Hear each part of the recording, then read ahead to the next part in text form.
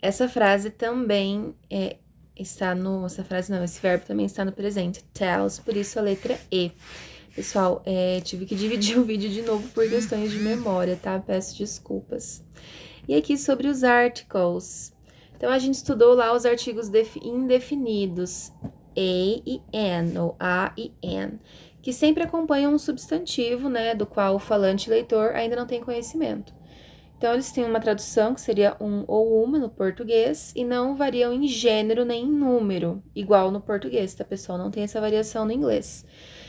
São utilizados da seguinte forma: o a, ele vem antes das palavras que se iniciam por som de consoante, tá, pessoal?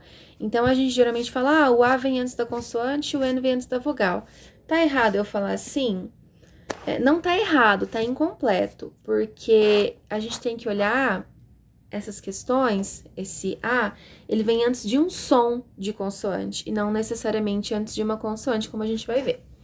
E o N vem antes do som de uma vogal, né? Aqui nós temos palavras que começam com vogal realmente com som de vogal, ó. An egg, an evening, an opera, an R. Só que nós temos aí algumas mudanças, eu não diria nem que são mudanças ou regras, mas a própria estrutura da questão do artigo, ó.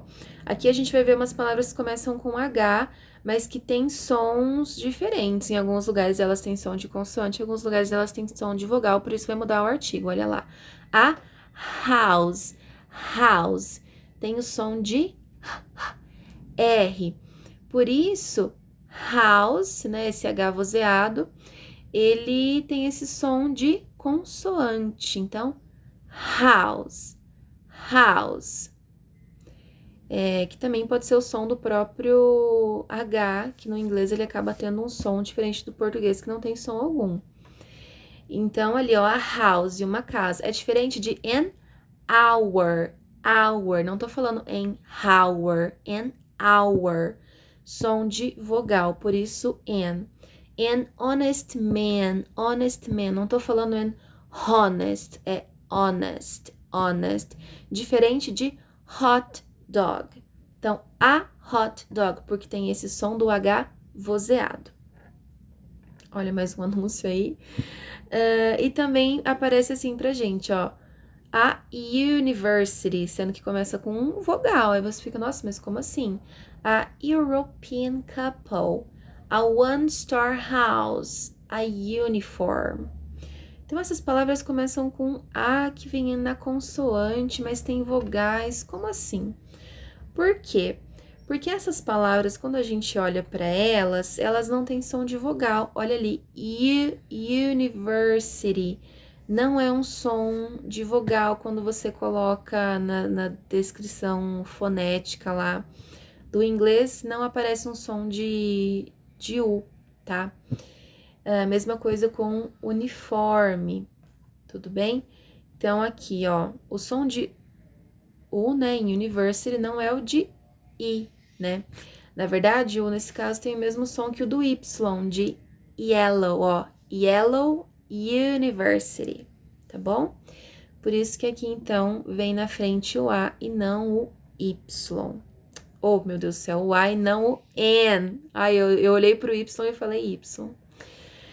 E aí, nós terminamos a nossa revisão, então. A atividade que eu vou deixar para vocês, eu disse que deixaria um formulário, mas eu decidi não deixar porque acho que ia ficar muita coisa.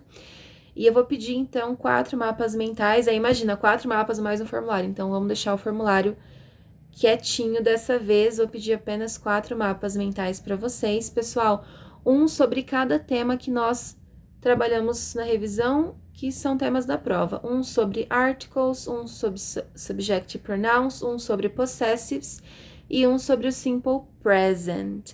Se você quiser dividir o do simple present no interrogativo, negativo e afirmativo, não tem problema também. Mas o que eu quero mesmo são esses 4 mapas mentais. Então, ele vai ser o seu material de estudo. Faça um mapa mental que seja bom para você, tá? Claro, eu tenho que olhar e tenho que encontrar as informações que eu passei. Mas lembra que o mapa mental é para o teu estudo da prova. Então, você olha Procura colocar de uma maneira que fique harmônica para que você compreenda melhor o que está escrito ali, tá, gente? Pode usar o caderno, folha sulfite, ficha pautada, aquilo que você tiver na sua casa aí para fazer o teu mapa mental que você costuma fazer.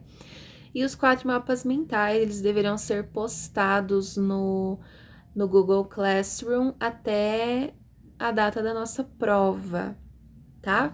Vou deixar certinho a atividade, com o prazo, tudo bonitinho, tudo bem? Então, essa é a nossa tarefinha de hoje, criar os mapas mentais para estudar para a prova. Então, estudem através dessa revisão, revejam as aulas anteriores que eu passei sobre esses conteúdos que estamos falando agora. E também, pessoal, não se esqueçam de ler os materiais complementares que eu deixei lá no Classroom. Um grande abraço e uma ótima prova para vocês!